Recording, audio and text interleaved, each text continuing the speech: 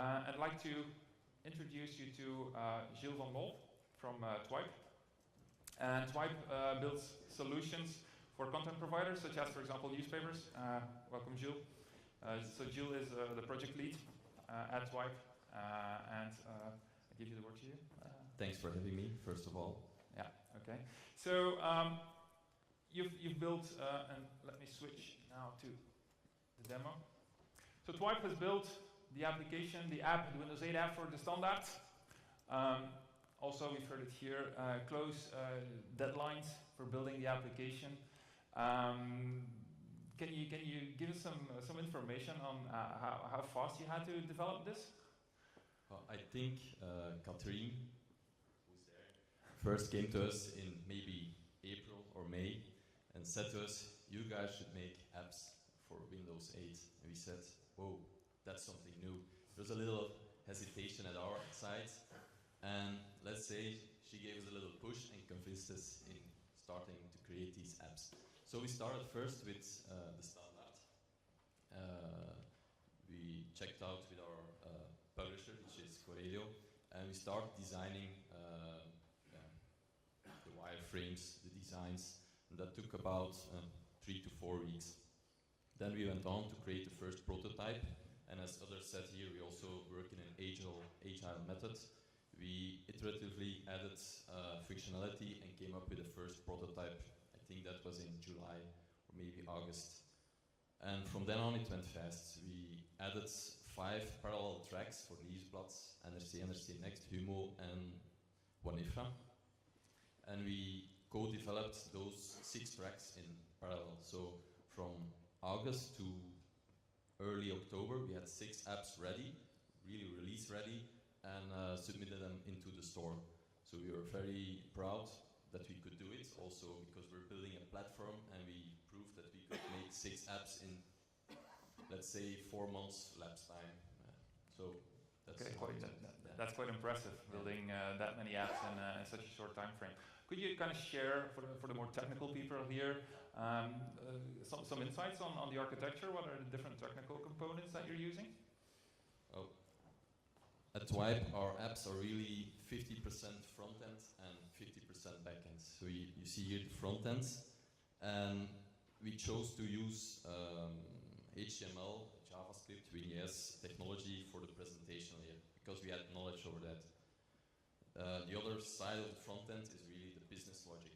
Our apps are more than presentation, it's really authenticating, user management, downloading, all that. So those are implemented in .NET, in C# and in RT components. And those components have a backend counterpart that handles the business logic. And there we're on the Azure platform, because for us scale, reliability are huge factors. So we used the cloud services of Azure to deal with this. Behind our backend, of course, we have an SQL database, and we of course have our packages, the newspapers that are downloaded, which are first hosted on Amazon, because we moved to Amazon first, but now we're working on an Azure fallback CDN. So we have 2 CDNs that can be used together. Okay, that's great. Other question I have, so Twipe builds solutions for multiple platforms, so you're integrating a common backend across mobile devices. Maybe just a show of hands. I think it's the first poll, Luc, that we're having here. Any people in the room that have an iPad? Don't be shy. Ooh, I divert my eyes. So you already have the app also for iPad. How easy was it? Were you able to reuse code from the iPad version, or was it a complete rewrite? Well, one of our flagship components is our web reader. First off, we started on iPad back in 2010, and we continued in 2011. We built a native reader, and then Android came and we said, no, we're not gonna do that again. Build another native reader. We're gonna build a web reader. So that came in handy when we moved to Windows 8. We'll just show you this web reader.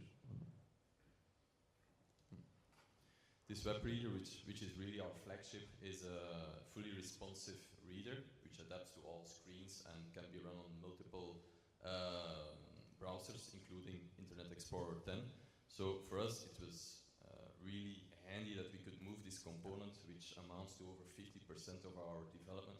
We could just take it and plug it into the app. Okay. Of course, there were small things like, okay, it's got to work on Internet Explorer 10, and everybody here knows that every browser has its own HTML5 implementation. So it took a little effort, but okay, it was pretty much plug and play. Okay, so from the client side, you could leverage a lot of existing code with some minor tweaks to make it specific to Windows 8. Yeah, okay. exactly. So now from the backend side, so there, how do you actually come to using Azure?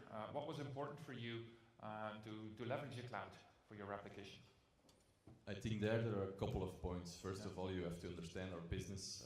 Today we serve over 1 million publications, that is newspaper downloads a month, and that's really going upward very fast. So we have people everywhere, not only Belgium, Benelux, but all over the world that have to download 24/7. So reliability and scalability are really key to us. So that's one reason. Today we have peaks on a Saturday morning of 2 terabytes to push out in 15 minutes. You can imagine how many web service calls are needed to push that data as well. So we have huge peaks. It's a morning peak, we have an evening peak. So that was one of the reasons you needed to be able to provide that scale, not only locally. Right? Today we're most of all serving the Benelux, but we're looking at an international strategy. If you want to go to the US or Asia, we want to provide that scalability there as well. So, and Azure provides us that in an easy way that we can set up server instances there and have them autonomously scale as needed. So that's important for us. And the last thing, of course, we have our whole backend is in C# and WCF services. Very easy to move that into the Azure cloud. That really is a natural fit for Windows Azure. Okay, that's great. So all in all, a very positive feedback on Azure and your experiences with Windows 8. Anything you want to add to that? Positive experiences that you had? I think there's one main thing, and that's our backend guy, which is very happy we moved to Azure because he had a real hassle with deploying in our old data center. Everybody knows it's difficult to deploy and all the things that come with it, and now he has all the tools in a front end, and he can, with just one button, put code from a staging environment to a production and call it back if needed, so he's a really happy man, right? Okay, Gilles, thanks a lot for sharing your experiences, and good luck.